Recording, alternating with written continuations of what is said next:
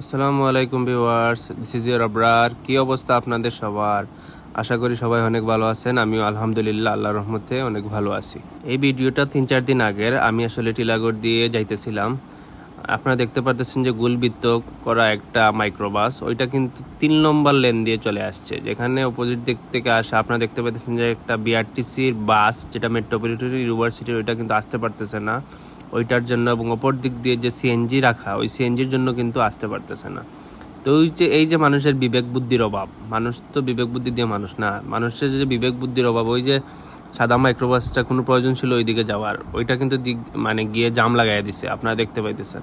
এবং অপর দিক দিয়ে সিএনজি রাখা, যে সিএনজির স্ট্যান্ড বোধ হয়, ওনারা কিন্তু সরাইতেছেন না। যদিও সিলেটের মধ্যে সব রাস্তা আলাদা লেন নাই, তারপরেও আমাদের উচিত উল্টো দিকে যাতে না যাওয়া। উল্টো দিকে যদি আসলে আমরা যাই, তাহলে আমরাই কিন্তু জ্যামে পড়বো, কারণ বিপরীত দিক থেকে যে গাড়িগুলো আসবে ওইগুলো ঠিকভাবে আসতে পারবে না, যার কারণে একটা বাধাগ্রস্ত হবে সব গাড়িগুলাই। তো ভিউয়ার্স, আপনারা সব ভালো থাকবেন, এবং অন্য কোনো সময় অন্য কোনো ভিডিও নিয়ে আপনাদের সামনে আসবো। সেই পর্যন্ত আপনারা সবাই ভালো থাকবেন। আসসালামু আলাইকুম।